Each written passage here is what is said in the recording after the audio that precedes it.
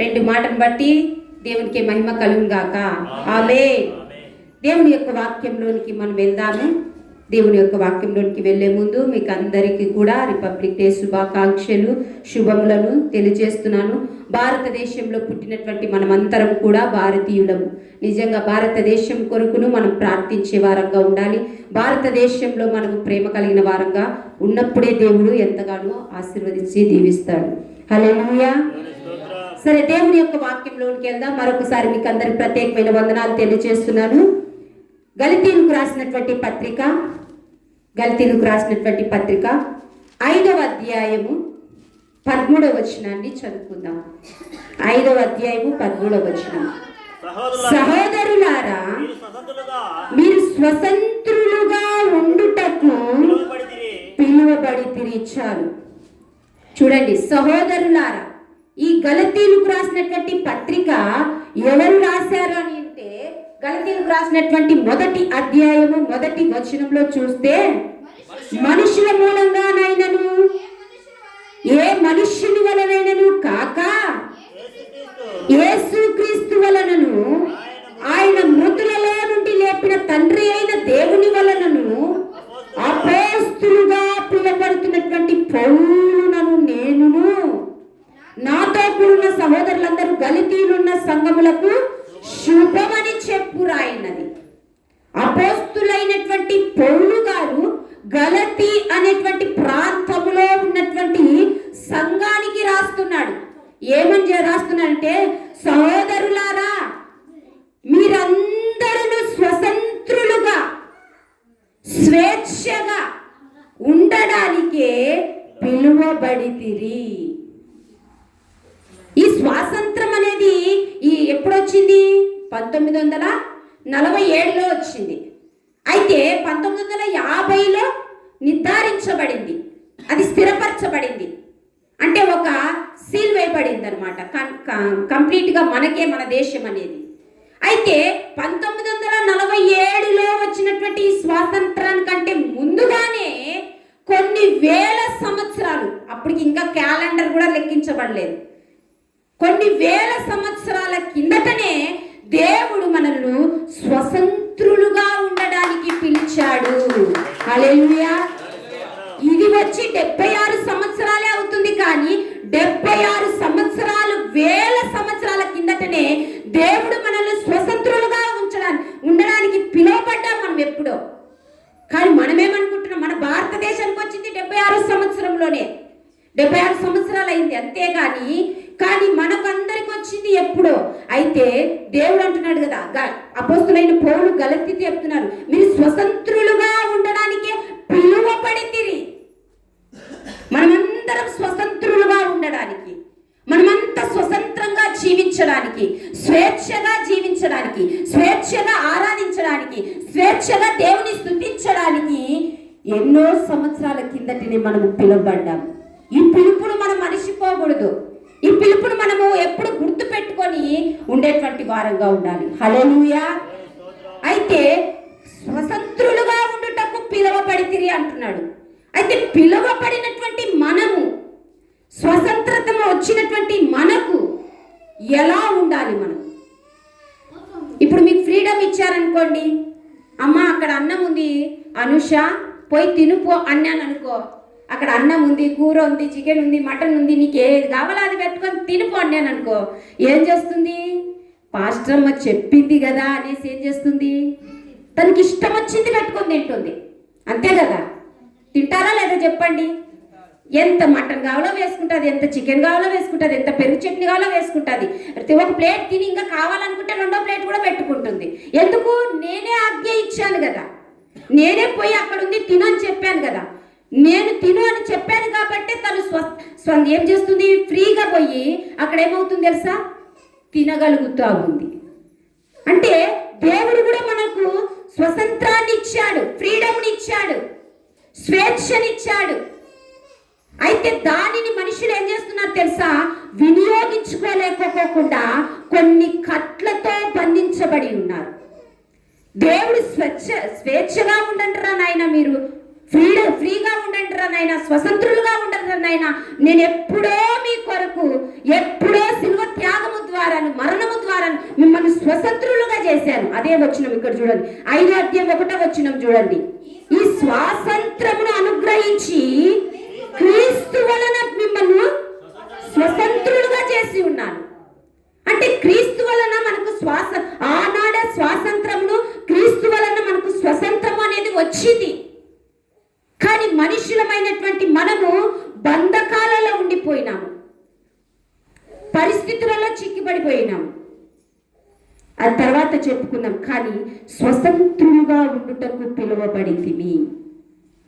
ఈ రోజు నువ్వు జ్ఞాపకం చేసుకోవాల్సింది, ఈ గణతంత్ర దినోత్సవం రోజున, ఈ రిపబ్లిక్ డే రోజున నువ్వు జ్ఞాపకం చేసుకుంది ఏంటి తెలుసా? కొన్ని వేల సంవత్సరాల కిందటే దేవుడు నాకు స్వతంత్రతనిచ్చాడు. స్వతంత్రురాలుగా ఉన్నాను. నేను ఎవరికి బానిసను కాదు, ఏ దానికి కట్టుబడి ఉండాల్సిన అవసరం లేదు, దేని కింద నువ్వు అణిగిపోవాల్సిన అవసరం లేదు. దేవుడు కొన్ని వేల సంవత్సరాల కింద ఇచ్చాడు. అయితే స్వతంత్రులుగా ఉండాలి. స్వతంత్రంగా ఉండడానికి పిలువబడిన మీరు, స్వేచ్ఛగా ఉండడానికి పిలువబడిన మీరు, ఫ్రీడంగా ఉండడానికి పిలువబడినటువంటి మీరు ఏం చేయాలి? ఫ్రీడమ్ అయితే ఇచ్చారు, స్వతంత్రులుగా అయితే దేవుడు మిమ్మల్ని చేశాడు, ఒక అధికారం అనేది మీకు ఇచ్చాడు. అయితే మనము చేయవలసిన కొన్ని పనులు ఉన్నాయి. ఇప్పుడు భారతదేశానికి స్వాతంత్రం వచ్చింది, గణతంత్ర దినోత్సవం వచ్చింది, మన దేశానికి అంతటికి అధికారం ఇవ్వబడింది, మనం ఏమైనా చేయొచ్చు. అయితే అంత మాత్రానే దేశం ఎలాంటి ప్రసాద్ చెప్పాడు కదా, కొన్ని రూల్స్ అనేటివి ఉంటాయి, కొన్ని కట్టుబాట్లు అనేటివి ఉంటాయి, కొన్ని పద్ధతులు అనేటివి ఉంటాయి, కొన్ని నియమాలు అనేటివి ఉంటాయి. మనకు ఫ్రీడమ్ ఇచ్చారు కదా అనేసి ఎలా పడితే అలా బ్రతుకుతే, ఎలా పడితే అలా తిరుగుతే శిక్ష ఉండదంటారా? నా దేశంలో నేను ఎట్లయినా బ్రతుకుతా, నా దేశంలో నేను ఎట్లయినా జీవిస్తా అన్నామనుకోండి, ఎవరినైనా చంపుతా అన్నాను అనుకోండి, పోలీసులు ఊరుకుంటారా? అధికారం ఊరుకుంటుందా? ప్రభుత్వం ఊరుకుంటుందా? నాయకులు ఊరుకుంటారా? కొన్ని నియమ నిబంధనలు అనేవి మన దేశంలో ఉంటాయి. వాటిని మీరితే మాత్రము శిక్ష తప్పదు. దేవుడు కూడా అంతే, మనకు స్వతంత్రులుగా ఉండడానికి పిలుపునిచ్చాడు. నువ్వు స్వతంత్రంగా ఉండడానికి పిలువబడినటువంటి నీవు కొన్ని నియమ నిబంధనలు పాటించాలి. ఒక ఉద్యోగం చేస్తున్న వ్యక్తి ఉద్యోగానికి వెళ్ళి ఎట్లంటే అట్లా ఉద్యోగం చేస్తే ఊరుకుంటారా? ఇప్పుడు అంజలి ఉంది, అంజలి బ్యాంకులో జాబ్ చేస్తుంది, నా ఇష్టం నేను ఏ ఫైల్ అయినా తీసుకుంటా, నా ఇష్టం నేను ఏ చైర్ అయినా కూర్చుంటా అంటే ఊరుకుంటారా? ఏ అధికారి, ఏ ఉద్యోగం చేసిన వ్యక్తి ఎక్కడ కూర్చోవాలో అక్కడే కూర్చోవాలి, ఏం పని చేయాలో ఆ పనే చేయాలి. నువ్వు ఎక్కడ ఉండి ఏం మాట్లాడాలో ఏం రాయాలో అదే రాయాలి, అంతే కదా. ఎక్కడ కూర్చొని అక్కడ అంటే అంటుంటుందా? కొన్ని ఉద్యోగాలకు కూడా నియమాలు ఉంటాయి. మేనేజర్ ఎక్కడ ఉండాలి, సెక్రటరీ ఎక్కడ ఉండాలి, ట్రెజరర్ ఎక్కడ ఉండాలి, ఎవరు ఎక్కడ ఏ స్థాయిలో ఉండి ఉద్యోగం చేయాలని కొన్ని నియమ నిబంధనలు ఉంటాయి. అయితే దేవుడు కూడా మన స్వతంత్రులుగా ఉండడానికి పిలువబడినప్పుడు దేవుని బిడ్డలమైనటువంటి మనము, అందుకే అంటున్నాడు కదా, క్రీస్తు వలననే మనలను స్వతంత్రులుగా చేశాడు. నీకు ఎవరో ఇవ్వలేదు, కానీ క్రీస్తు నీకు స్వతంత్రంగా ఇచ్చాడు. అయితే స్వతంత్రంగా ఉన్నటువంటి నీవు, స్వాతంత్రాన్ని పొందుకున్నటువంటి నీవు ఎలా ఉండాలి? మన భారతదేశంలో ఉన్నటువంటి భారతీయులమైనటువంటి మనము, భారతీయ పౌరులుగా ఉంటున్నటువంటి మనము భారతీయ కట్టుబాటులకు సంబంధించి ఉండాలి, భారతీయ విధానానికి సంబంధించి ఉండాలి. భారతీయులకు ఉన్నటువంటి నిధులు నిబంధనలకు కట్టుబడి ఉన్నప్పుడే మన భారతీయులంగా భారతదేశంలో జీవించగలము, నివసించగలము. అయితే స్వతంత్రులుగా ఉంటున్నటువంటి పిలువబడినటువంటి మనము ఎలా ఉండాలి అనేది కొన్ని మాటలను ఈ సమయంలో దేవుని వాక్యంలో నుంచి ధ్యానం చేసుకుందాం. అదే గలతీయులకు రాసినటువంటి పత్రిక 5వ అధ్యాయం 13వ వచనము. సహోదరులారా, మీరు స్వతంత్రులుగా ఉండుటకు పిలువబడితిరి. అయితే ఒక్క మాట అయితే నేను చెప్తున్నాను, పిలువబడినారు, జాగ్రత్త. మీరు స్వతంత్రంగా ఉండాలనేసి, మీకు ఫ్రీడమ్ ఇచ్చారనేసి, స్వేచ్ఛ ఇచ్చారనేసి ఎట్లా పడితే అట్లా బ్రతకడము కాదు, ఎట్లా పడితే అట్లా జీవించడం కాదు, ఎట్లా పడితే అట్లా మీ విధానంలో వెళ్ళడం కాదు. కానీ ఒక్క మాట అయితే నేను చెప్తున్నాను చూడండి, ఆ స్వాతంత్రమును శరీర క్రియలను హేతువు చేసుకు చేసుకొనక. చాలు, ఎలా పడితే అలా కాదు. కానీ ఒక్క మాట అయితే నేను చెప్తున్నాను. ఎవరి మాట చెప్తుంది? అపోస్తులైనటువంటి పౌలు గలతీలో ఉన్నటువంటి సంఘానికి చెప్తున్నాడు. ఒక్క మాట అయితే నేను చెప్తున్నాను, చూడండి. మీరు స్వతంత్రులుగా పిలవబడ్డారు, బాగానే ఉంది. స్వతంత్రులుగా మీరు జీవిస్తున్నారు, బాగానే ఉంది. బ్రతుకుతున్నారు, బాగానే ఉంది. కానీ శరీర క్రియలను హేతువు చేసుకోవాకండి. మొట్టమొదటిగా స్వతంత్రులుగా పిలబడినటువంటి మనము ఎలా ఉండాలంటే శరీర క్రియలను విడిచిపెట్టాలి. శరీర క్రియలను విడిచిపెట్టి దానిని హేతువు చేసుకోకూడదు. అంటే హేతు అంటే ఏంది? ఆధారం చేసుకొని జీవించకూడదు. శరీర సంబంధమైనటువంటి కోరికలు ఇక్కడే ఉంది, చూడండి. అదే గలతీయులకు రాసినటువంటి పత్రికలోనే 5వ అధ్యాయం 17వ వచనంలో చూస్తే శరీరమును ఆత్మకును, ఆత్మ శరీరమునకు విరోధముగా అపేక్షించును. కానీ అంటూ 19వ వచనం చూడండి. శరీర క్రియలు స్పష్టమైనవి. అవి ఏమనగా జారత్వమును, అపవిత్రతను, కామకత్వమును, విగ్రహారాధనను, అభిచారమును, ద్వేషమును, కలహములను, మత్సరములను, క్రోధములను, కక్షలను, భేదములను, విమతములను, అసూయను, మత్తతమును, అల్లరితో కూడినటువంటి ఆటపాటలు. ఇవన్నీ ఏంటంట? శరీర క్రియలు. చూడండి, శరీర క్రియలను మనం ఏం చేయాలంటే విడిచిపెట్టాలి. దేవుడు నిన్ను స్వతంత్రులుగా చేశాడు కదా, నా కోసం రక్తం కార్చాడు కదా, బాప్తిసం తీసుకున్నాను కదా, నా పని అయిపోయింది, ఇంకా నేను దేవుని బిడ్డను కదా అనుకొని శరీర క్రియలను కొనసాగిస్తున్నావేమో, శరీర క్రియలు కలిగి నువ్వు జీవిస్తున్నావేమో, వాటన్నిటిని హేతు చేసుకోకుండా విడిచిపెట్టు అంటున్నాడు. బాప్తిసం తీసుకుంటారు, బల్ల తీసుకుంటారు, ఆరాధనకు వస్తారు, ప్రార్థన చేస్తారు, అభిషేకం అంటారు. కానీ మనలో చనిపోతే ఏంటో తెలుసా? ఇంకా బ్రతికి ఉన్నట్టు ఏంటో తెలుసా? శరీర క్రియలు. అవి చేసుకొని ఆ శరీర క్రియలు కలిగి, శరీర క్రియలను కలిగి జీవిస్తూ ఉంటే నువ్వు స్వతంత్రులుగా ఉండలేవు. హల్లెలూయా. అందుకే దేవుని బిడ్డలమైనటువంటి మనము శిక్షను పొందుకోకుండా, ఇప్పుడు భారతదేశంలో ఉన్నటువంటి వ్యక్తి దొంగతనం చేశాడు అనుకోండి, ప్రతిసారి దొంగతనం చేస్తూ పెద్ద గూండాలాగా తయారైపోయాడు అనుకోండి, ప్రభుత్వం ఊరుకుంటుందా చెప్పండి? ఒక్కసారి 2 సార్లు శిక్షిస్తారు, కొడతారు, జైల్లో వేస్తారు, చేస్తారు. లాస్ట్కు అదే జీవితాన్ని జీవిస్తా ఉంటే ఏం చేస్తారు? ఉరి శిక్ష బిగించేస్తారు, లేకపోతే జీవిత ఖైదీగా ప్రకటించేస్తారు. దేవుడు కూడా అంతే. మన శరీర క్రియలను విసర్జించండి, అవి తండ్రి వలన పుట్టినవి కాదు అని 1 యోహాను పత్రికలో ఉంది. అవి లోక సంబంధమైనటి, సాతాను సంబంధమైనటి. నువ్వు దేవుని నమ్ముకున్న నీవు, దేవుని మందిరానికి వస్తున్న నీవు, ప్రార్థిస్తున్న నీవు, బాప్తిసం తీసుకున్న నీవు శరీర క్రియలను ఏం చేయాలి తెలుసా? సమాధి చేయాలి. విడిచిపెట్టావనుకో మరలా దాన్ని తీసుకునే అవకాశం ఉంటుంది. కానీ శరీర క్రియలను ఏం చేయాలి తెలుసా? సమాధి చేయాలి. ఒక్కసారి తీసుకున్న తీర్మానమును బట్టి, ఇదిగో ప్రభువా, నాకున్న ఈ వ్యసనాలను, నాకున్న ఈ బలహీనతలను, నాకున్న ఈ ఆలోచనలు, నాకున్న ఈ క్రియలను, నాకున్న ఈ తలంపులను విడిచిపెడుతున్నానని ఒక్కసారి సమాధి చేయబడ్డాలి. సమాధిలో నుండి మరెన్నడూ నువ్వు చూడు. ఎవరైనా చనిపోతే సమాధి చేస్తాం, మరలా వెళ్ళి చూస్తామా మా నాయన ఎట్ట ఉన్నాడు అని చూస్తామా? లేదు. అలాగే మన శరీర క్రియలు కూడా చాలు.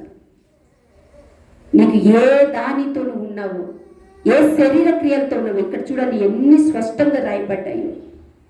విగ్రహారాధన, అభిచారం, ద్వేషం, జారత్వమును, అపవిత్రతను, అసూయను, మత్సరమును, అల్లరితో కూడినటువంటి ఆటపాటలు, సినిమాలు, సీరియళ్ళు, జోకులు, ఇవన్నిటిని కూడా మనం ఏం చేయాలి తెలుసా? విడిచిపెట్టాలి. ఎందుకో తెలుసా? క్రీస్తునే నిన్ను స్వతంత్రులుగా చేసి ఉన్నాడు. హల్లెలూయా. ఆ స్వతంత్రతలో ఉన్నటువంటి నీవు, దేవుడు నీకు స్వేచ్ఛనిచ్చాడు, ఫ్రీడమ్ ఇచ్చాడు. ఇచ్చిన నీవు ఎలా ఉన్నావు చూడండి ఒక్కసారి. మన బిడ్డలు ఎంత చెప్పినా కానీ మారకపోతే ఎంత బాధపడతామో కదా. మరి దేవుడు నీ విషయంలో బాధపడడంటవా? ఆయన దినమెల్లా చేతులు చాపి పిలుస్తున్నాడంట. నా బిడ్డలారా నా యొద్దకు రండి, నా బిడ్డలారా నాతో రండి, నా దగ్గరికి రండి అని ఆయన దినమెల్లా చేతులు చాపి పిలుస్తున్నాడు. ఎందుకు? నువ్వు శరీర క్రియలతో ముండిపోయినావు, నువ్వు నా దగ్గరికి రావాలని ఆయన పిలుస్తున్నాడు. హల్లెలూయా. అందుకే శరీర క్రియలను విడిచిపెడదాం. ఏ ద్వేషం ఉంది, ఏ అసూయ ఉంది, ఏ మత్సరం ఉంది, ఏ అలవాటు ఉంది, ఇంకా నములుతానే ఉండవా, ఇంకా తాగుతానే ఉండవా, ఇంకా వేసుకుంటానే ఉండవా, వాటన్నిటిని శరీర క్రియలన్నిటినీ సమాధి చేయండి. నువ్వు అదే నోటితో చేస్తూ, అదే చేతులతో చేస్తూ, అదే కాళ్ళతో చేస్తూ, అదే చూపులతో చేస్తూ, నువ్వు దేవుని సన్నిధానంలో ఎంత కన్నీళ్లు గార్చి ప్రార్థన చేసినా కానీ అది ఫలితం అనేది నీ జీవితంలో ఉంటుంది. ఫలితం అనేది రాదు, జవాబు అనేది రాదు. ఎన్నేళ్ళైన కార్యాలు జరగకపోవడానికి కారణం ఏంటంటే మనలో ఉన్నటువంటి శరీర క్రియనే, వాటిని విడిచిపెట్టాలి. అప్పుడే మీరు స్వతంత్రులుగా బ్రతకగలుగుతారు, అప్పుడే మీరు స్వేచ్ఛగా బ్రతకగలుగుతారు, అప్పుడే ఆయన బిడ్డలుగా మీరు ఉండగలుగుతారు. రెండోది చూద్దాం. రెండోదిగా అదే 5వ అధ్యాయము 13వ వచనం. సహోదరులారా, మీరు స్వతంత్రులుగా ఉండుటకు పిలువబడితిరి. అయితే ఒక్క మాట, ఈ స్వాతంత్రమును శరీర క్రియలకు హేతువు చేసుకోకుండా ప్రేమ కలిగిన వారే చాలు. రెండోది ఏంటి తెలుసా? ప్రేమ కలిగి ఉండాలి. నిజంగా భారతదేశంలో కూడా ప్రేమ కరువైపోయింది, క్రైస్తవులలో కూడా ప్రేమ కరువైపోయింది, మనుషులలో కూడా ప్రేమ కరువైపోయింది. లాస్ట్కు జంతువులలో కూడా ప్రేమ, జంతువులు కూడా మనుషుల మీద తిరిగేటువంటి పరిస్థితి. ఒకసారి ఆలోచించండి, దేశం ఎంతగా దిగజారిపోతుందంటే, అదే కదా ఇందాక భక్తుడు అన్నాడని ప్రకాష్ చెప్పాడు కదా, దేశం అంటే మట్టి కాదు, దేశం అంటే కొండలు గుట్టలు భూమి నేల ఇవన్నీ కాదు, కానీ దేశం అంటే మనుషులు అన్నాడు. ఈ దేశంలో ఉన్న మనుషులలో కఠినమైపోయాడు. ప్రేమ అనేది లేదు. నా దేశం అనే ప్రేమ లేదు, నా మనుషులే అనే ప్రేమ లేదు, నా భారతీయుడే అనే ప్రేమ లేదు, నా తల్లి అనేటువంటి ప్రేమ లేదు, నా కొడుకే అనేటువంటి ప్రేమ లేదు, నా చెల్లి అనే ప్రేమ లేదు, చిన్న బిడ్డనే అనేటువంటి ప్రేమ లేదు. ఎంత అక్రమము విస్తరిస్తుందో చూడండి. భయంకరమైనటువంటి దినాలను జరుగుతున్న వార్తలను మీరు వింటున్నారో లేదో తెలియదు, కానీ తనతో సంసారం చేసినటువంటి 2 పిల్లలు కన్నటువంటి భార్య పైన ప్రేమ లేకోకుండా ఎంత మూర్ఖుడ శాడిస్టుగా ఏం చేశాడు? 100 ముక్కలు కోసి, 100 కాదు 1000 ముక్కలుగా కోసి కుక్కర్లో ఉడకబెట్టి పొడి చేసి, ఎంత క్రూరత్వమో చూడండి. ప్రేమ ఎంతగా దిగజారిపోతుంది చూడండి. ఎక్కడుందండి ప్రేమ? ఒకరిని చూసి ఒకరు పాడు పనులు చేయడానికి, హత్యలు చేయడానికి, మానభంగాలు చేయడానికి, బలత్కారములు దుష్కార్యాలు చేయడము అనేది ప్రేరేపింపబడుతున్నారే కానీ ప్రేమ మాత్రం మనుషులలో దేశంలో మాత్రం లేకోకుండా చాలా క్రూరత్వము. ఇప్పుడున్నటువంటి పరిస్థితి ఎలా ఉందో తెలుసా? బైబిల్లోనే దేవుని యొక్క సువార్తలలో రాయబడింది. లోతు దినములలో జరిగినట్టు, నోవాహు దినములలో జరిగినట్టు మనుష్య కుమారుని రాకడ సమయంలో కూడా జరుగుతుందని దేవుని వాక్యం సెలవిచ్చింది. అదే ఇప్పుడు జరుగుతా ఉంది.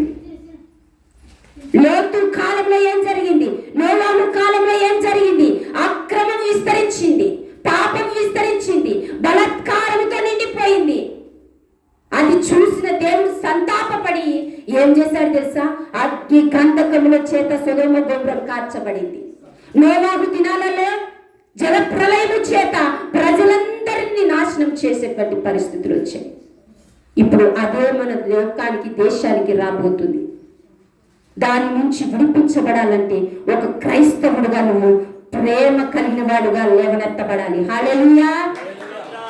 అలాంటి పరిస్థితులన్నిటిని మనం మార్చాలంటే ప్రేమ స్వరూపు, యోహాను పత్రికలో ఉంది కదా, ఆయన ప్రేమ స్వరూపుడై ఉన్నాడు.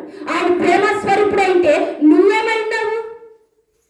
ఆయన కుమార్తెవు కదా, దేవుని బిడ్డను అనుకుంటున్నావు కదా, మరి నీలో ప్రేమ ఉందా? ప్రేమామయుడు కుమారుడు అయినప్పుడు, ప్రేమామయుడు కుమార్తె అయినప్పుడు నీలో ప్రేమ ఉందా? ఆ లక్షణం ఉందా? ఒక్కసారి ఆలోచించండి. ఇంకొక రకంగా చెప్పాలంటే క్రైస్తవులలోనే ప్రేమ తగ్గిపోయింది. సంఘాలలో, సమాజంలో, విశ్వాసులలో ప్రేమ లేకపోకుండా ఏం చేస్తున్నారు తెలుసా? నువ్వంటే ఎంత, నేనంటే ఎంత, నువ్వేంటి నేనేంటి. ఎంత భయంకర పరిస్థితి. ప్రేమ కలిగి జీవించండి. గుర్తుపెట్టుకోండి, నీ ఇరుగు పొరుగు వారి, అందుకే కింద వచ్చిన ఉంది కదా, నిన్ను వల్ల నీ పొరుగు వారిని చూడండి, అక్కడ ఉంది 14 వచ్చాం. నిన్ను వల్ల నీ పొరుగు వారిని ప్రేమించండి. ప్రేమిస్తున్నావా? నీ పొరుగు వారిని ప్రేమిస్తున్నావా? నీ ఇంట్లో వారిని ప్రేమిస్తున్నావా? నీ దేశాన్ని ప్రేమిస్తున్నావా? దేశంలో నశించిపోతున్నటువంటి దొంగలుగా, వ్యభిచారులుగాను, అనేకమైనటువంటి బంధకములతో ఉన్న వారిని ప్రేమిస్తున్నావా? వాళ్ళని బట్టి నువ్వు చీదలించుకొని దూరం పెడుతున్నావా? ఈ ప్రేమకు సాదృశ్యమైనటువంటి మాతృమూర్తి అయినటువంటి ఒకే ఒక వ్యక్తి తెలుసా? Mother Teresa. మదర్ తెరీసా కలకత్తాలో ఇప్పటికీ కూడా ఆమె పరిచర్య గొప్పగా ఆశీర్వదించబడుతుంది. ఎంత తెలుసా? తన జీవితాన్ని పెళ్లి చేసుకోకుండా జీవితాన్ని త్యాగం చేసి కుష్ఠరోగులకైతేనేమి, రోగులకైతేనేమి, రోడ్ల మీద పడి ఉన్నటువంటి దిక్కు లేనటువంటి వారిని కూడా ప్రేమతో చేరదీసినటువంటి ఒకే ఒక మాతృమూర్తి ఎవరో తెలుసా? Mother Teresa. తన జీవితంనే ప్రేమగా మలిచి, తన జీవితంలోనే క్రీస్తు ప్రేమను చూపించి, అనేకులను ఆకర్షించి, అనేకులను ప్రభులోనికి నడిపించి, ఈరోజు ప్రపంచమంతటిలో కూడా ప్రేమామూర్తిగా వెలిసినటువంటి వ్యక్తి ఎవరో తెలుసా? Mother Teresa. గట్టి చప్పట్లు కొడదాం. హల్లెలూయా. క్రీస్తు ప్రేమను తన జీవితంలో చూపించింది మదర్ తెరీసా. ఒక క్రైస్తవులమైనటువంటి మనం ఎందుకు చూపించలేకపోతున్నాం? ప్రతి ఒక్కరిని దూరం పెడుతున్నాం, ప్రతి ఒక్కరిని అసహించుకుంటున్నాం, ప్రతి ఒక్కరిని చీదలించుకుంటున్నామే. కానీ యేసు ప్రభు 33.5 సంవత్సరాలు సేవా జీవితంలో, ఆయన 3.5 సేవా జీవితంలో ఏం చేస్తారో తెలుసా? ప్రతి ఒక్కరిని, కుష్ఠరోగినైతేనేమి, రక్తస్రావణం కలిగిన స్త్రీనైతేనేమి, అనేక వ్యాధులు కలిగిన వారు ఆయన దగ్గరకు వచ్చినప్పుడు ఎవరిని కూడా చీదలించుకోలేదు, ఎవరిని కూడా అసహించుకోలేదు, ఎవరిని కూడా తోసిపుచ్చలేదు. కానీ ప్రేమతోనే చేతులు చాపి కుష్ఠరోగిని ముట్టాడు, ప్రేమతోనే చేతులు చాపి రక్తస్రావం కలిగిన స్త్రీని ముట్టాడు, ప్రేమతోనే చేతులు చాపి చంటి బిడ్డలను తన దగ్గరికి తీసుకున్నాడు, ప్రేమతోనే కనులు లేని వారికి కన్నులను ముట్టి కనులు తెరిచాడు. ఆయన ప్రేమనే ప్రపంచానికి పరిచయం చేశాడు. హల్లెలూయా. అంత ప్రేమమూర్తి ఏమని మనం కలిగి ఉన్న, మనం ప్రేమను కలిగి ఉండడం చూడండి. ఇంకొక మాట చెప్పాలంటే 1 కొరింథీయులకు రాసినటువంటి పత్రిక ఒకసారి చూద్దాం. 1 కొరింథీయులకు రాసిన పత్రిక 13వ అధ్యాయం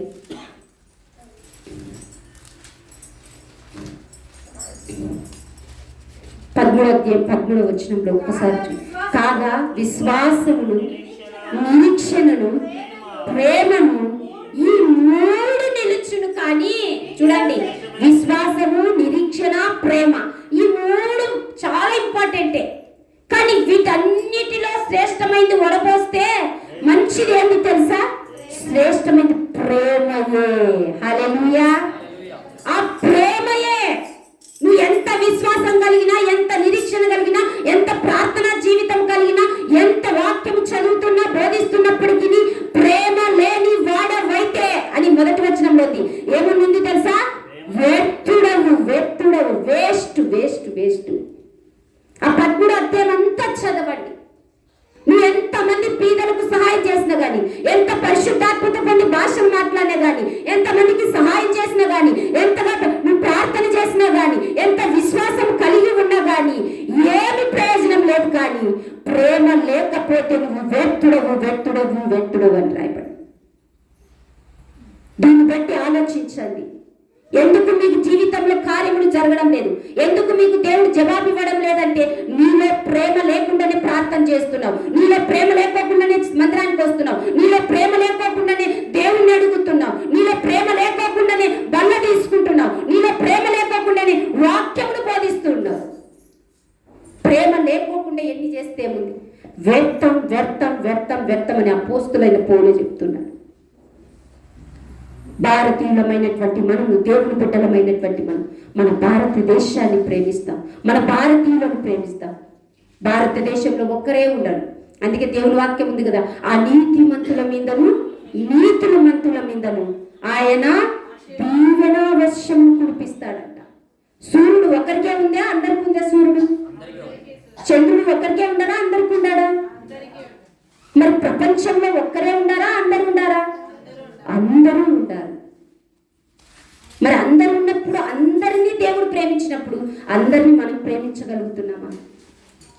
మనకు నచ్చిన వాళ్ళనే ప్రేమిస్తున్నామా? మనకు ఇచ్చే వాళ్ళని ప్రేమిస్తున్నామా? మనకు సహాయం చేసే వాళ్ళని ప్రేమిస్తున్నామా? మనకు ఎంతో ప్రియమైనటువంటి వాళ్ళని ప్రేమిస్తున్నామా? ఒక్కసారి ఆలోచించండి. ప్రేమ అన్న వెంటనే నీకు మదర్ తెరీసాని గుర్తు రావాలి. ఆమె అందరినీ ప్రేమించింది. అందుకే గొప్ప సేవ కలకత్తాలో ఇప్పటికీ జరుగుతుంది. నేను చిన్నప్పుడే 8th క్లాస్ 7th క్లాస్లో ఉన్నప్పుడు మదర్ తెరీసా బుక్స్లో కూడా వచ్చేది. ఆ స్టోరీస్ చదువుతున్నప్పుడు, సార్ చెప్తున్నప్పుడు, లేకపోతే ఎగ్జామ్ రాస్తున్నప్పుడు, ఆ స్టోరీ చదువుతూ ఉన్నప్పుడు నేను ఒక్కటే మాట అనుకునేదాన్ని, దేవా నేను కూడా పెళ్లి చేసుకోకుండా మదర్ తెరీసా లాగే ఉండిపోవాలి. మదర్ తెరీసా లాగే కలకత్తాకి వెళ్ళి అక్కడే సేవ చేయాలి. నేను దేవుడి సన్నిధానంలో చెప్తున్నాను, నిజంగానే ఇదే డిసైడ్ చేసుకున్నా. అసలు వివాహం చేసుకోవాలనేటువంటి ఆలోచన అయితే నాకు లేనే లేదు. అసలు నేను సేవ చేయాలి, మదర్ తెరీసా లాగా నేను కూడా ఒక కన్యకలాగా నా జీవితాన్ని సమర్పించుకొని దేవుని సేవ చేయాలని డిసైడ్ అయిపోయాను.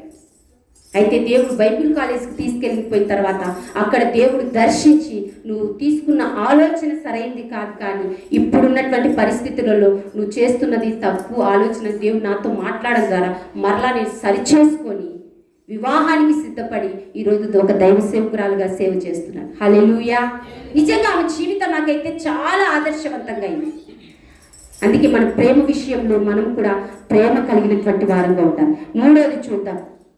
మూడవదిగా అదే గలతీయులకు రాసిన పత్రిక 5వ అధ్యాయము 13వ వచనం. సహోదరులారా పిలువబడితిరి, అయితే ఒక్క మాట, ఈ స్వాతంత్రము శరీర క్రియలను ఎటు చేసుకోలేక ప్రేమ కలిగిన వారై ఒకరినొకడు, చాలు, ఒకరినొకడు. నిజంగా స్వతంత్రంగా ఉంటున్నటువంటి మనము ఒకరినొకరంగా, మూడోది తెలుసా, ఐక్యత కలిగి ఉండాలి. ఏం కలిగి ఉండాలి? ఒకరినొకరు ఐక్యత. అందుకే చెప్తారు కదా, దేశం ఏంటి ఐక్యత. ఎక్కువ స్పీచ్ ఇచ్చేటప్పుడు ఏమంటారు తెలుసా, మన భారతీయులమందరం కూడా ఐక్యతే మహాబలం. ఒక కొటేషన్ ఉంది, అది గుర్తు రావడం, ఐక్యమత్యమే మహాబలం అంట. గొప్ప గొప్ప భక్తులందరికీ రాశారు, దేశం అంటే మట్టి కాదు, దేశం అంటే మనుషులు, ఐక్యమత్యమే మహాబలము అని నినాదాలు చేస్తూ ప్రజలకు బోధించినటువంటి వారు. నిజంగా భారతీయులమైనటువంటి మనము, దేవుని బిడ్డలమైనటువంటి మనము ఎలా ఉండాలి తెలుసా? ఐక్యత కలిగి ఉండాలి. ఎన్నిసార్లు బోధించుంటామో ఐక్యత ఉండాలి అనుకుంటాం, కానీ కొట్టాడుకుంటాం, తిట్టుకుంటాం, కొలుసుకుంటాం, ఏదైనా అదే అన్ని చేసుకుంటాం, కానీ లాస్ట్కు ఐక్యతగానే ఉంటున్నారా? నేను మాట్లాడనంటే మాట్లాడు, నేను ఉండనంటే ఉండు, నేను పోనంటే పో, నేను తాగనంటే తాగను, నేను రానంటే రాను. అసలు ఏంటి? అందుకే కీర్తనలు ఉంది కదా, 133వ కీర్తన 1వ చరణంలో ఉంది, సహోదరులు ఐక్యత కలిగి నివసించుట ఎంత మేలు, ఎంత మనోహరము. మన జీవితంలో మేలు జరగాలంటే, మనోహరమైనటువంటి జీవితమును అనుభూతిని ఆశీర్వాదకరమైనటువంటిది రావాలంటే ఐక్యత కలిగి ఉండాలి. అందుకే సహోదరులు ఐక్యత కలిగి నివసించుట ఎంత మేలు. నీకు మేలు ఎందుకు కలగడం లేదు? ఎందుకు తేలులాగా నీ జీవితంలో పుట్టబడుతుంది, ఒత్తబడుతుంది, నొప్పి వస్తుంది, బాధలు వస్తున్నాయి, కష్టాలు వస్తున్నాయి? ఎందుకు వస్తున్నాయి? మేలు ఎందుకు జరగడం లేదంటే ఐక్యత లేదు. నీకు నచ్చినక్కతోనే నువ్వు ఐక్యంగా ఉంటావు, నీకు బాగా ఇచ్చినక్కతోనే నువ్వు ఐక్యంగా ఉంటావు. ఆ అక్కతో నాకేం పని, ఆ ఊరితో నాకేం పని, ఆ దేశంతో నాకేం పని, ఆ మనిషితో నాకేం పని, ఆ కులముతో నాకేం పని, ఈరితో నాకేం పని అనుకుంటూ మనకు మనమే జీవిస్తున్నాము. కానీ దేవుని వాక్యం అంటుంది, నువ్వు బ్రతుకుతున్న నేను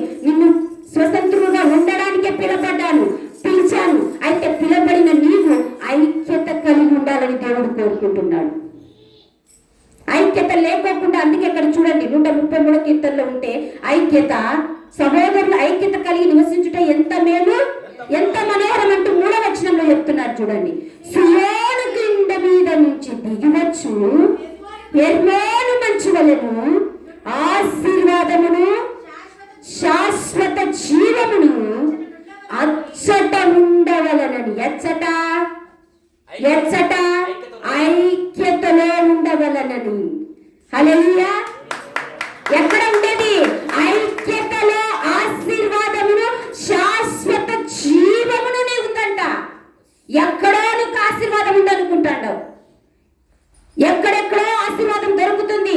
ఆ ప్రాంతానికి పోతే, ఆ క్షేత్రానికి పోతే, ఆ చర్చికి పోతే, ఇక్కడికి పోతే, ఈడు పోతే, ఆడ పండుకుంటే, ఆడ ఉంటే ఆశీర్వాదం వస్తుంది, మేలు జరుగుతుంది అని నువ్వు వెతుకుతా ఉండవేమో, తిరుగుతా ఉండవేమో. ఇంకా కొంతమంది అయితే పుణ్యక్షేత్రాలు తిరిగినట్టు తిరుగుతారు. దేనికి? చర్చిలే. బెల్లంపల్లి ఇట్టుంది, ఈ ఇంట్లో ఇక్కడుంది, ఆడు ఇట్టుంది, ఎక్కడ లేదు. ఉన్నదంతా ఆశీర్వాదమును శాశ్వత జీవమును ఎక్కడుంది తెలుసా? ఐక్యతలోనే ఉంది. నీకు ఐక్యత నీలో లేకపోకుండా, సమాధానం నీలో లేకోకుండా, నీ సహోదరితో నీకు ఐక్యత, ప్రేమ, సమాధానం లేకపోకుండా నువ్వు ఎక్కడికి పోయి తిరిగి వస్తే ఏముంది? ఎక్కడ అడుగు పెట్టే వస్తే నీకేముంది?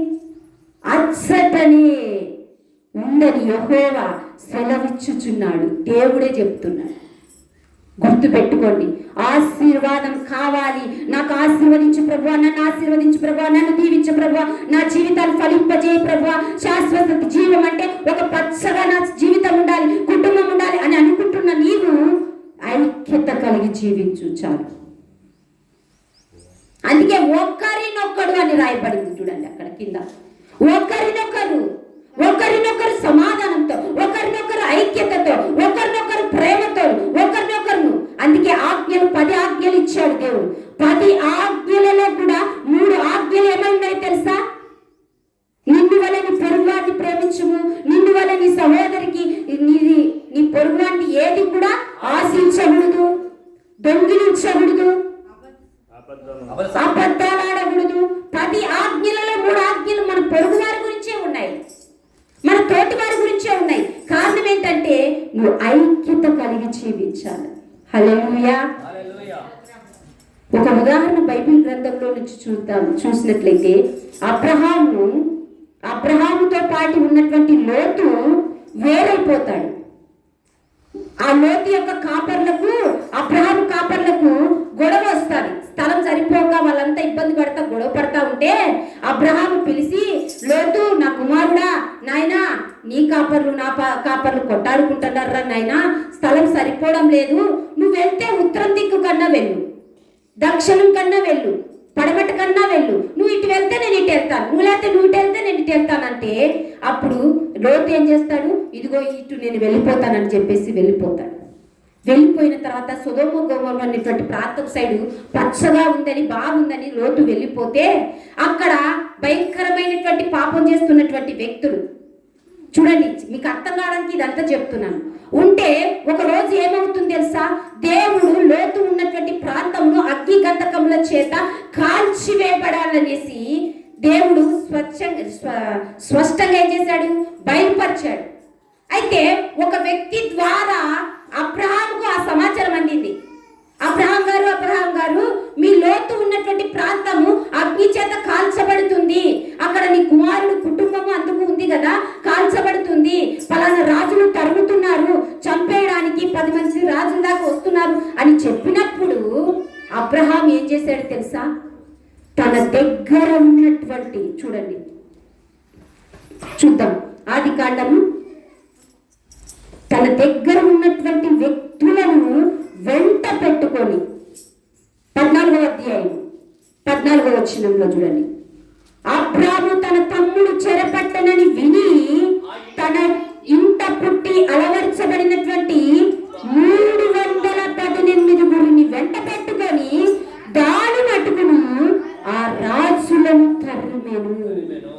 అబ్రహాము ఒక్కడే తరమగలిగాడా? 318 మంది వెంట పెట్టుకొని పోయినారు అంట. వెనకల వస్తున్నటువంటి రాజులు ఎంతమంది తెలుసా? 4 3 అక్కడ ఉన్నారు. ఆ రాజులందరూ కూడా తోక ముడుచుకొని భయపడి ఏమైతే తెలుసా వెనక్కి తిరిగి పారిపోయారంట. ఒక్కని ద్వారా ఏ కార్యం కూడా జరగదు. గుర్తు పెట్టుకోండి. 318 మంది వచ్చారు కాబట్టి అంతమంది జనము, అంతమంది శత్రువులు వెనక్కి తిరిగి పారిపోయారు. కారణం ఏంటి తెలుసా? వాళ్ళందరూ ఐక్యతగా ఉండి గుమ్మి కూడి వెళ్ళారు. వారు ఐక్యంగా ఉండి యుద్ధానికి వెళ్ళారు. వారు ఐక్యంగా ఉండి యుద్ధం చేయటం వెళ్ళారు కాబట్టి అంతమంది రాజులకు ఓటమి కలిగి వాళ్ళు ఏమైపోయారు? వెనక్కి తిరిగి పారిపోవలసిన పరిస్థితి వచ్చింది. నువ్వు కూడా అంతే, ఐక్యంగా ఉన్నప్పుడే ఏదైనా చేయగలుగుతావు. ఒంటరిగా నేను చేసుకుంటానులే, ఒంటరిగా నేను బ్రతుకుతానులే, ఒంటరిగా ప్రార్థనలో ఉంటానులే అని అనుకుంటే ఒంటరి వాడు ఏమైతాడు తెలుసా? పడిపోతాడు. ఒంటరి వాడు ఏ పని చేయలేడు. ఎక్కడ 2-3 కూడి నా నామమున ప్రార్థన చేస్తారో, ఎక్కడ ఐక్యంగా ఉండి ప్రార్థన చేస్తారో అక్కడ నేను ఉంటాను, అక్కడ నేను వారి ప్రార్థన ఆలపిస్తాను. హల్లెలూయా. అదే అండి ఐక్యత అంటే. అబ్రహాము యుద్ధమునకు పోతున్నప్పుడు ఒక్కడే పోవచ్చు కదా. అబ్రహాముకు ధైర్యం ఉంది, బలం ఉంది, జ్ఞానం ఉంది, ఆయుధాలు ఉన్నాయి, కావలసినవన్నీ ఉన్నాయి. మరి ఎందుకు వెళ్ళలేదు? నేను ఒక్కడిని చేయడం కాదు, కానీ నాతో ఉన్నటువంటి ఇంటి వారిని కూడా అలవర్చుకొని వెళ్ళిపోయాడు. ఎప్పటికైనా గుర్తుపెట్టుకోండి, ఐక్యత కలిగి ఉండడం నేర్చుకోండి. ఐక్యత లేకుండా నువ్వు ఎంత చేసినప్పటికీ అది నీ జీవితానికి ప్రయోజనం ఉండదు. నెక్స్ట్ చూద్దాం. 4వదిగా గల్తీయులకు రాసిన పత్రిక 5వ అధ్యాయము అదే 13వ వచనంలోనే చూసినట్టయితే, శరీర క్రియను హేతువు చేసుకొనుక ప్రేమ కలిగిన వారై ఒకడినొకడు దాసులై ఉండండి. 4వది చూసినట్టయితే దాసులై ఉండాలి. 4వది అంటే దాసులై ఉండండి అంటే ఏంటి తెలుసా? తగ్గిన వారై ఉండాలి. తగ్గిన వారై ఉండాలి. ఎక్కేవారుగా కాదు, ఎక్కిపోయేటువంటి వారుగా కాదు. నీకు ఎంత స్థితి, నీ పరిస్థితి ఉన్నప్పటికీ కూడా నువ్వు తగ్గిన వాడిగానే ఉండాలి. తగ్గించుకునేటువంటి వాడిగా ఉండాలి. అందుకే ఆడుంది ఏముంది? దాసుడై ఉండండి. స్వతంత్రులుగా పిలవబడినటువంటి మీరు దాసులుగా కాదు ఉండాల్సింది. దేవుడు నాకు స్వతంత్రం ఇచ్చాడులే, ఫ్రీడమ్ ఇచ్చాడులే, అధికారం ఇచ్చాడులే, ఏమైనా చేయొచ్చులే అని నువ్వు అనుకుంటూ నీ ఇష్టం వచ్చినట్టు నువ్వు బ్రతికినట్టయితే దానివల్ల ఉపయోగం లేదు. కానీ దాసుడుగా ఉండాలి అంటే తగ్గిన వాడై ఉండాలి.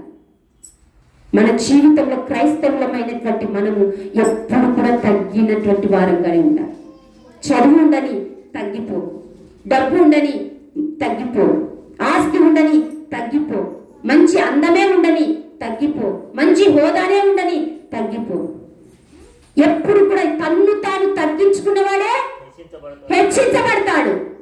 లేదు లేదు నేను హెచ్చించుకుంటానంటే ఏమైతావు? తగ్గించబడతావు. నెబుకద్నెజరు అనేటువంటి వ్యక్తి దేవుడు సమస్తమును అతనికి ఇచ్చాడు. బాగా వినండి, ఈ విషయంలో మాత్రం ఖచ్చితంగా ఎన్న వాక్యం అయినప్పటికీ మీరు ఖచ్చితంగా పొరపాట్లు చేసే క్రైస్తవులందరూ ఎక్కడంటే వీటినే ఇక్కడ ఈ విషయంలోనే. నెబుకద్నెజరు అనేటువంటి వ్యక్తి దేవుడు సమస్తాన్ని ఇచ్చాడు. రాజ్యాన్ని ఇచ్చాడు, పలుకుబడిని ఇచ్చాడు, పేరునిచ్చాడు, మంచి ప్రేరు ప్రజ్ఞాతినిచ్చాడు, ధనాన్ని ఇచ్చాడు, తినడానికి అన్నిటిని దేవుడు ఇస్తే తన దేశమునకు ఒక రాజు వస్తాడు. వచ్చినప్పుడు ఏం చేస్తాడు తెలుసా? తన దేశంలో ఉన్న శ్రేష్టమైన వాటినన్నిటిని, మంచి వాటినన్నిటిని, వస్తువులన్నిటిని చూపిస్తాడు. ఇదిగో ఇది నా దేశం స్పెషల్ అన్నమాట, ఇది శ్రేష్టమైంది, ఇది మంచి బంగారంతో చేయబడింది అని వస్తువులను అక్కడ ఉన్నటువంటి రాజ్యంలో ఉన్నదంతా చూపిస్తూ ఏం చెప్తాడు తెలుసా? ఇదంతా నేను మాత్రమే సంపాదించగలిగాను అంటాడు. నా పలుకుబడితో సంపాదించాను, నా జ్ఞానంతో సంపాదించానని దానంతటిని అతిశయంగా ఏం చేస్తాడు తెలుసా? తను సంపాదించానని అతిశయిస్తూ గర్వముతో ఏం చేస్తాడంటే దాని ఉన్నదంతా చెప్పుకుంటూ పోతాడు. అయితే అది చూసినటువంటి దేవుడు, నెబుకద్నెజరు ఇచ్చింది నేను కదయ్యా నీకు అన్నిటినీ, కానీ నువ్వు సంపాదించావని చెప్పుకుంటున్నావేంటి, నీకు ఇచ్చానని చెప్పుకుంటున్నావేంటి, నువ్వు ఈ విషయంలో గర్వించితివి, నీ గర్వ హృదయాన్ని బట్టి నేను నీ స్థితిని అంతటిని తీసివేస్తున్నానని ఆ నెబుకద్నెజర్ స్థితి ఒకప్పుడు ఎక్కడో సింహాసనం మీద ఉన్న అధికారంలో ఉన్నటువంటి ఆ వ్యక్తిని ఒక్కసారిగా కిందికి పడగొడితే ఎలాంటి స్థితిలోకి వెళ్ళాడో తెలుసా? మేత మేసేటువంటి పరిస్థితిలోనికి వెళ్ళిపోయాడు. గడ్డి తినేటువంటి స్థితిలోనికి వెళ్ళిపోయాడు. ఎందుకు ఆ స్థితి వచ్చింది తెలుసా? హృదయ గర్వమును బట్టి. తగ్గి ఉండురా నాయన, నేను ఇచ్చిన దాన్ని బట్టి నువ్వు తగ్గి ఉండురా, తగ్గించుకుంటురా, దాసులుగా ఉండురా అంటే ఏం చేస్తాడు? నా గర్వ హృదయమును బట్టి దేవుడు ఏం చేస్తాడు? గడ్డి తినేటువంటి పరిస్థితుల్లోనికి నెబుకద్నెజర్ని తీసుకెళ్ళాడు. దేవుని బిడ్డలైనటువంటి వారు ఎక్కువగా ఇక్కడే మీరు చాలా దెబ్బతినేది. మీరు ఎందుకు పేదరికంలోనికి వెళ్తున్నట్టే? ఏంటో ఇంత సంపాదించింది ఎట్లా పోతుందో తెలియదు, ఈ స్థితికి వచ్చాము అని అనుకుంటున్నారంటే మీ గర్వ హృదయమును బట్టి దేవుడు కార్యం చేయలేకపోతున్నాడు. హల్లెలూయా. మనలో ఉన్న తగ్గిన స్థితి ఉండాలి. యేసు ప్రభువు ఎట్లా తెలుసా? తన్ను తాను తగ్గించుకొని మరణమగునంతగా విధేయుడైనాడంట. చూడండి, మరణం వరకు కూడా చాలా విధేయత. యేసు ప్రభువును కొట్టిన దెబ్బలు ఎవరైనా కొట్టించుకుంటారా? కొరడాలు కొట్టారు, గడ్డం పట్టుకొని లాగారు, జుట్టు పట్టుకొని లాగారు, ముళ్ళ కిరీటం పెట్టారు, పిడిగుత్తులు గుద్దారు, వస్త్రాలను తీసేశారు. ఎవరు కొట్టారో చెప్పు అని అవహేళన చేశారు. ఇన్ని చేసినా, అవన్నీ అవమానించినా కానీ ఎంగిలి మూసినారు, భయంకరమైన దూషణ చేశారు. నువ్వు దేవుడి కుమారుడు అయితే దిగిరా, ఎంత ఘోరంగా. కానీ ఎక్కడైనా ఆయన ఒక్క మాటను మాట్లాడా? ఎక్కడ కూడా మరణమగునంతగా తన్ను తాను విధేయుడుగా కనపరుచుకున్నాడంట. హల్లెలూయా. అందుకే తగ్గిన స్థితిలో మనం ఉండాలి. ఇప్పటికీ కూడా నువ్వు తగ్గించుకుంటే దేవుడు ఎప్పుడైనా నిన్ను ఉన్నత స్థితికి ఉంచుతాడు. ఎప్పుడైనా నిన్ను ఒక ఉన్నతమైన స్థానానికి తీసుకెళ్తాడు దేవుడు ఖచ్చితంగా.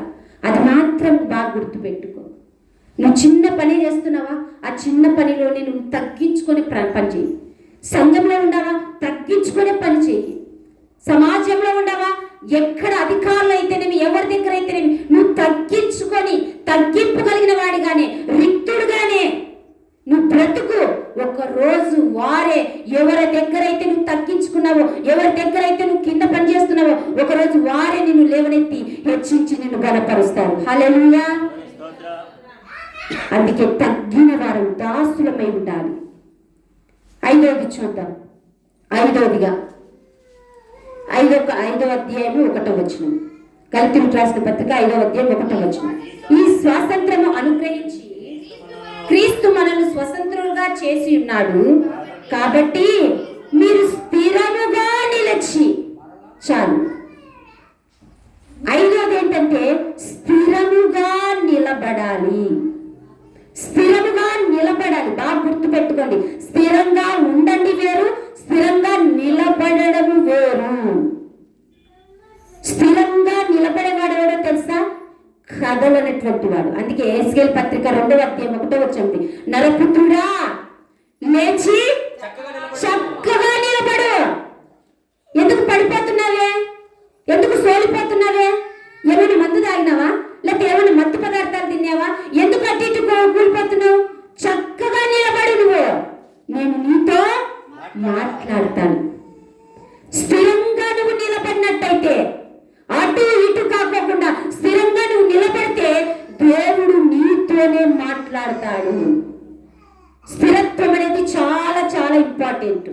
మన జీవితంలో స్థిరంగా నిలబడడం నేర్చుకోవాలి.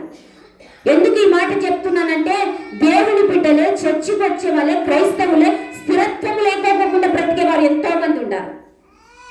ఒక వారం చర్చికి వస్తే ఒక వారం గుడికి వెళ్తారు, ఒక వారం గుడికి వెళ్తే ఒక వారం అక్కడికి వెళ్తారు, అక్కడికి వెళ్తే ఇక్కడికి వెళ్తారు. చూడు, స్థిరం ఉండదు.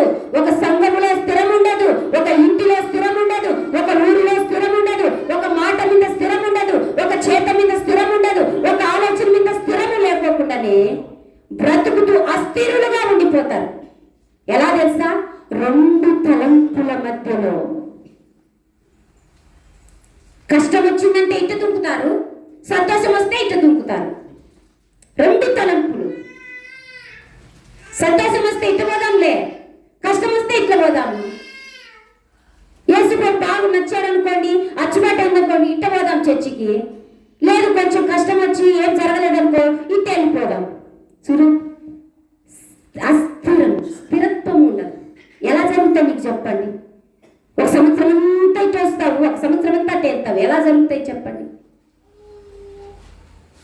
ప్రార్థన చేయి, ప్రార్థన చేయి, ప్రార్థన చేయి అంటాము. ప్రార్థన చేయించుకుంటాం. రోగాలకు ప్రార్థన, సమస్యలకు ప్రార్థన, కన్నీళ్లకు ప్రార్థన, అన్నిటికీ ప్రార్థన చేయించుకుంటాం.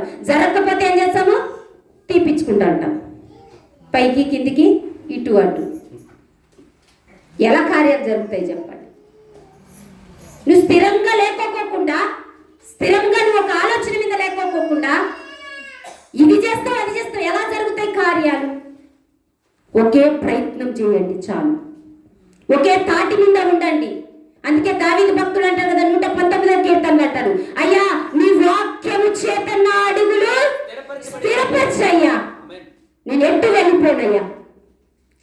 చచ్చేంత వరకు ఇదే సంఘంలో ఉంటా, చచ్చేంత వరకు నీలోనే ఉంటా, చచ్చేంత వరకు వాక్యంలోనే ఉంటా, చచ్చేంత వరకు యథార్థతలోనే ఉంటా, చచ్చేంత వరకు భక్తిలోనే ఉంటా, చచ్చేంత వరకు ఇక్కడే పడి ఉంటానయ్యా. పచ్చని ఒలీవ చెట్టు వల్ల నాటబడతాను. హల్లెలూయా. స్థిరత్వం కలిగిన వాడంటే ఎలా ఉంటాడు తెలుసా? నాటబడతాడు. ఒలీవ చెట్టు వల్ల నాటబడతాడు, అక్కడే స్థిరపరచబడతాడు. నీ వేరు తన్నుకొని భూమిలోకి వెళ్ళిపోవాలి, స్థిరపరచబడాలి. అక్కడ ఎవరు వచ్చి నువ్వు కదిలించినా కానీ కదలనేటువంటి స్థితిలో ఉండిపోవాలి. అందుకే వానొచ్చను, వరద వచ్చను, తుఫాన్ వచ్చను, గాలి వచ్చను, ఇసుక మీద కట్టబడినటువంటి ఇల్లు ఏమైపోయింది? కూలిపోయింది. పడిపోయింది కూడా కాదు, కూలిపోయిందంట. అంటే ఇంకా ఏ విధంగా పనికిరానటువంటి విధంగా కూలిపోయింది. అదే బండ మీద కట్టబడినటువంటి ఇల్లు అయితే ఏమవుతుంది? స్థిరంగా అక్కడే నిలబడిపోతుంది. హల్లెలూయా. బండ అంటే ఎవరో తెలుసా? క్రీస్తే. 1 కొరింథీయుల పత్రికలో ఉంది. ఆ బండ మీద నువ్వు కట్టబడాలి, ఆ బండ మీద నువ్వు స్థిరపరచబడాలి, ఆ బండ మీదనే నువ్వు నిలబడు.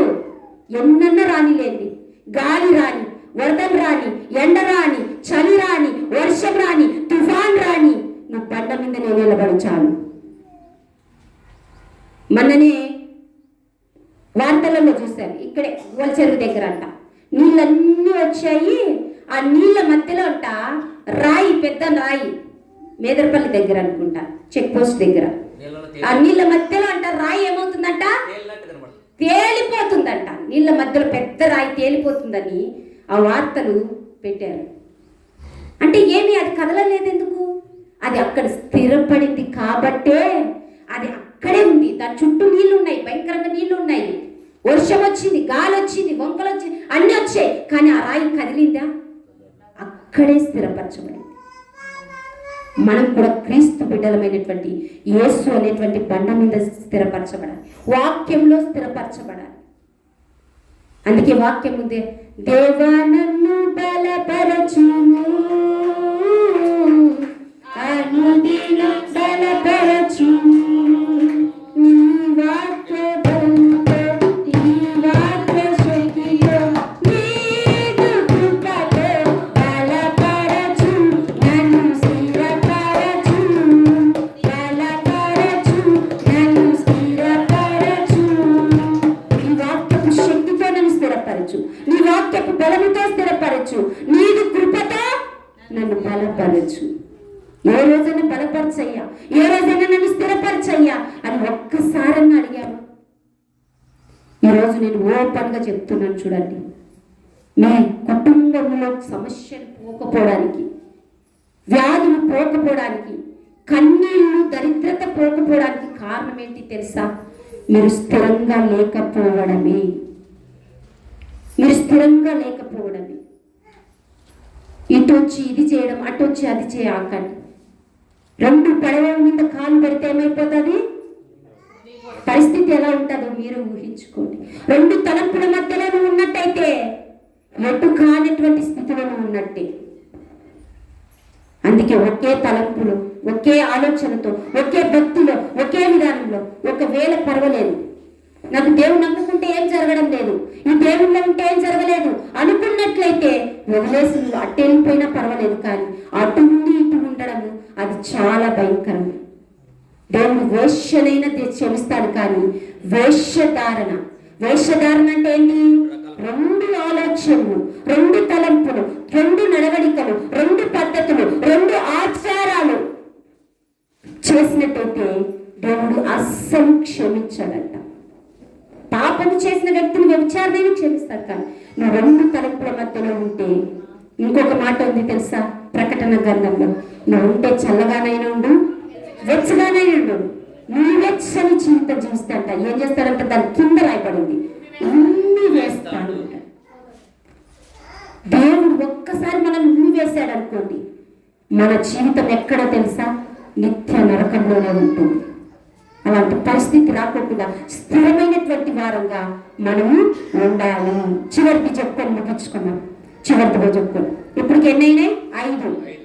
మొదటి అన్ని చెప్పండి. శరీర క్రియలను విడిచిపెట్టాలి.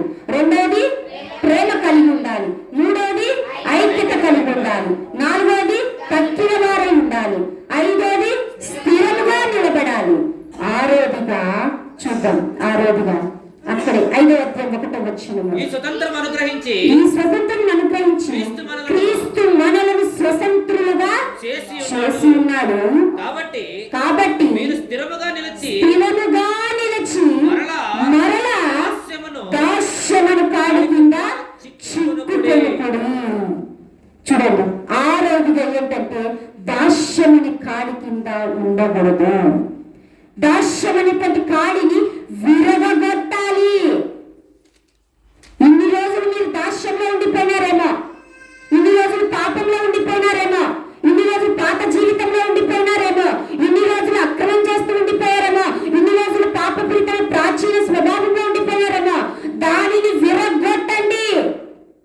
దాస్యపు కాడి కింద మీరు ఉండాల్సిన అవసరం లేదు. సాతాను బంధకాలలో ఉండాల్సిన అవసరం లేదు. పాపం కట్ల కింద ఉండాల్సిన అవసరం లేదు. దానిని విరగొట్టండి.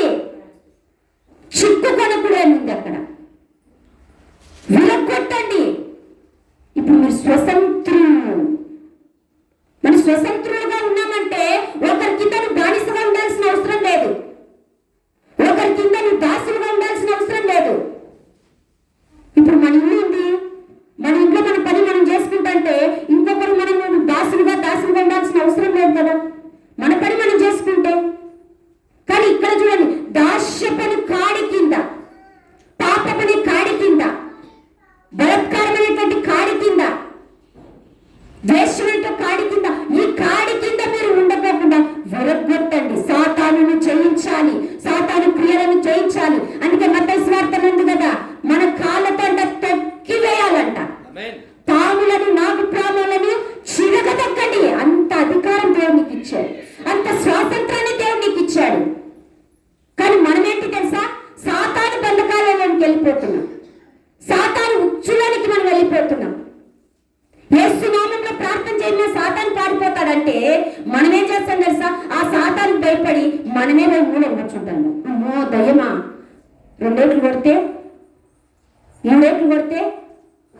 చూసారా, దేవుని బిడ్డమైంది నువ్వు సాతాను పట్టినటువంటి వారికి, బలహీనంగా ఉన్న వారికి భయపడి ప్రార్థన చేయకోకుండా ఏమైపోతానో వెనక్కిపోతాను అంటే నువ్వు ఎక్కడుండావు? భయం అనేటువంటి దాస్యపు కాడి కింద ఉండావు. వాటన్నిటిని విరగొట్టుకోవాలి, వాటన్నిటిని తీసివేయాలి. ఇంకా భయపడాల్సిన అవసరం లేదు. నువ్వు దాస్యపు కాడి కింద నువ్వు లేవు, భయపడాల్సిన అవసరం లేదు. ఎక్కడ ఉండవు తెలుసా, క్రీస్తు కాడి కింద నువ్వు ఉండావు. క్రీస్తు కాడి కింద ఉన్న నీవు భయపడాల్సిన అవసరం లేదు. ఏ చేతబడులకు భయపడాకండి, ఏ దయాలకు భయపడాకండి, ఏ అంధకారానికి భయపడాకండి, ఏ వ్యక్తులకు భయపడాకండి, ఏ మనుషులకు భయపడాకండి, ఏ శత్రువులకు భయపడాకండి. ఆ భయం కింద ఉన్నామనుకో సాతానుడు ఇంకేం చేస్తాడు తెలుసా, నేను చిదుగా త్రొక్కుతానే ఉంటాడు. వాని కాడి కింద ఉండడానికి కాదు నువ్వు పిలువబడింది, వాని కాడి కింద ఉండడానికి కాదు నువ్వు స్వతంత్రులుగా దేవుడు పిలిచింది, క్రీస్తు కాడిని మోయడానికి. అందుకే మత్తయి సువార్త 11వ అధ్యాయం 28వ వచనం ఏమిటి, ప్రయాసపడి భారం వస్తున్న సమస్త జనులారా నా యొద్దకు రండి, నేను మీకు విశ్రాంతి ఇస్తాను. నా కాడి తేలికమే ఉన్నదంట. రండి, నా దగ్గరకు రండి, విశ్రాంతి మీకు ఇస్తాను. అయితే నా కాడి మోయండి. ఆ కాడి ఎలాంటిదో తెలుసా, చాలా సులువైనటువంటి భారమైనదైతే కాదు. నీకు చూడడానికి భారంగానే కనపడుతుంది, కానీ అది భారమైనటువంటి కాడి కానే కాదు. క్రీస్తు కాడి కింద మనం ఉండాలి. దాస్యపడినటువంటి కాడి కింద ఉండాలి. ఇంకా కొంతమంది అయితే మనుషుల కింద నలిగిపోతా ఉంటారు. వాళ్ళు మాకు అప్పు ఇచ్చారు కదా అనేసి, అప్పు తీసుకున్నామనేసి వాళ్ళ కింద ఏమవుతారు తెలుసా? ఒక బానిసలుగా హీనంగా నలిగిపోతూ బాధపడుతూ హీనంగా ఉండిపోతారు. మీరంత స్థితికి వెళ్ళాల్సిన అవసరం లేదు. నీకు అప్పుల కింద ఉన్నావా? దాస్యపు కాడి కింద, భయం అనేటువంటి దాస్యపు కాడి కింద ఉన్నావా? పాపం అనేటువంటి దాస్యపు కాడి కింద ఉన్నావా? రోగం అనేటువంటి దాస్యపు కాడి కింద ఉన్నావా? ఎక్కడ ఉన్నావో అక్కడే ప్రభువా ఈ కాడి కట్ల నుంచి నన్ను విడిపించండి అయ్యా, ఈ రోగపు కట్ల నుంచి విడిపించండి అయ్యా, నేను విరగొట్టే శక్తిని నాకు దయచేయండి అని మీరు అక్కడ ప్రార్థించండి. క్రీస్తు కాడి కిందకి మీరు రండి. హల్లెలూయా. ఏడవదిగా చూసి ముగించుకున్నాం. ఏడవదిగా గలతీయులకు రాసినటువంటి పత్రిక, అక్కడి మనం కొన్ని విషయాలను అక్కడి నుంచి కొన్ని విషయాలు మనం నేర్చుకున్నాం.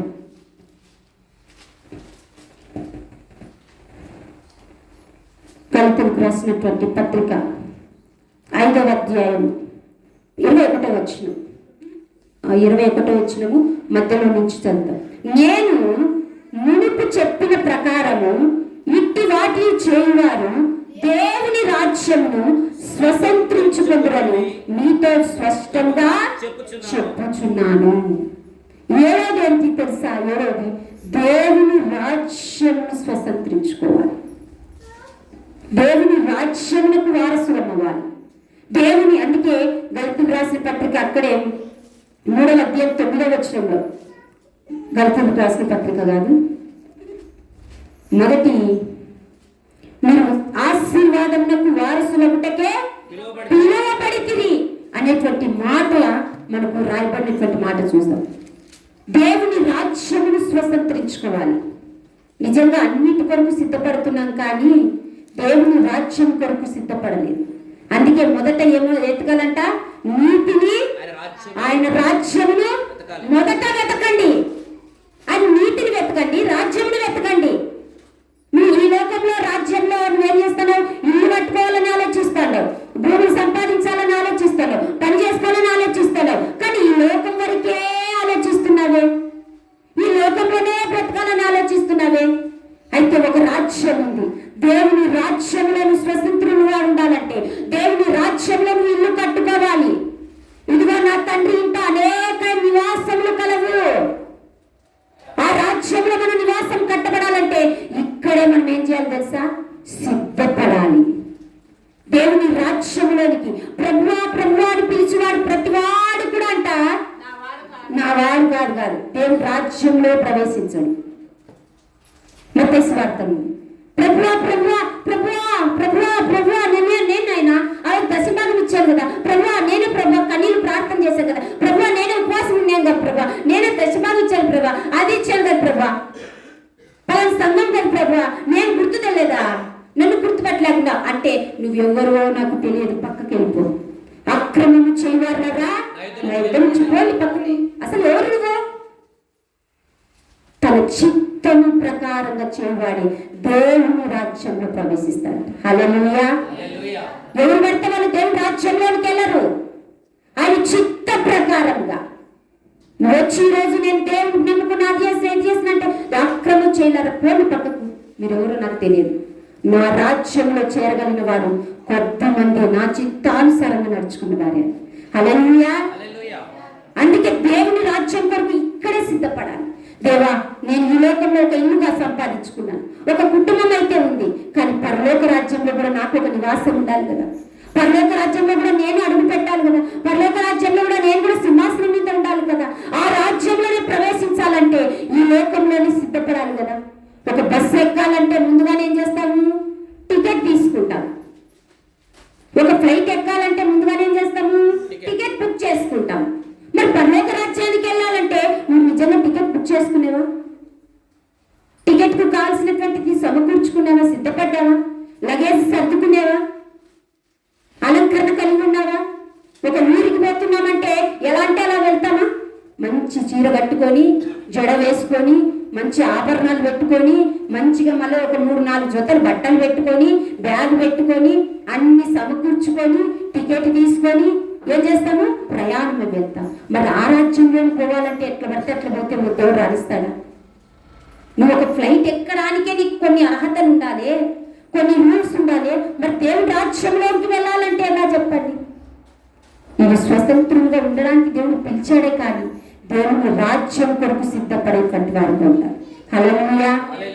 నీతిని వెతకండి ప్రతిరోజు. ప్రభువా, నీ రాజ్యంలోనికి నేను రావాలంటే ఏ అలంకరణ కలిగి ఉండాలయ్యా, ఏ ఆభరణాలు కలిగి ఉండాలయ్యా, ఏ వస్త్రాలు కలిగి ఉండాలయ్యా, ఎటువంటి సిద్ధపాటు కలిగి ఉండాలయ్యా. నన్ను సిద్ధపరచండి, నన్ను సిద్ధపరచండి. నేను సిద్ధపడుతున్నానయ్యా. నీ రాజ్యంలో నేను స్వతంత్రులుగా, అక్కడ కూడా ఈ లోకంలో మనకు స్వతంత్రం ఎట్టు వచ్చిందో దేవుని రాజ్యంలో కూడా అలాంటి స్వతంత్రం మనకు రావాలి. హల్లెలూయా. స్వతంత్రులుగా ఉండడానికి పునపడి మనము ఏమి కలిగి ఉండాలి? 7 లక్షణాలు కలిగి ఉండాలి. మొదటిదేంటి? శరీర క్రియలను విడిచిపెట్టాలి. రెండోది ప్రేమ కలిగి ఉండాలి. మూడోది ఐక్యత కలిగి ఉండాలి. నాలుగోది తగ్గిన వారే ఉండాలి. ఐదోది స్థిరంగా ఉండాలి. ఆరోది దాస్యపు కాడిని విరగొట్టాలి. ఏడోది దేవుని రాజ్యం కొరకు సిద్ధపడాలి. ఈ 7 లక్షణాలు ఉంటే నిజంగా ఈ రోజు మన భారతదేశానికి స్వాతంత్రం వచ్చినట్టే, నీ జీవితానికి, నీ కుటుంబానికి కూడా స్వాతంత్రం వచ్చినట్టే. హల్లెలూయా. నీకు కూడా విడుదల వచ్చినట్టే, నీకు కూడా సంపూర్ణమైనటువంటి విడుదల కలిగినట్టే. మోకరించు, ఒక్కసారి మోకరించు.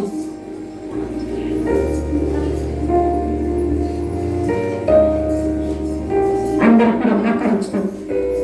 వాక్యం విన్న వెంటనే అందరూ కూడా మోకాళ్ళ మీద వంగి ఆ వాక్యాన్ని ధ్యానం చేసుకుంటూ ఒక్కసారి ధ్యానించుకుంటే అది ఎన్ని రోజులకైనా కానీ నీ మైండ్ లో, హృదయంలో అలాగే ఉండిపోతుంది. విన్న వాటిని కళ్ళు మూసుకోండి. ఒకసారి ఆ 7 మాటలు ఒక్కసారి జ్ఞాపకం చేసుకో. ఎన్ని సంవత్సరాలైనా కానీ వాక్యం నీ హృదయంలో అలాగే ఉండిపోతుంది.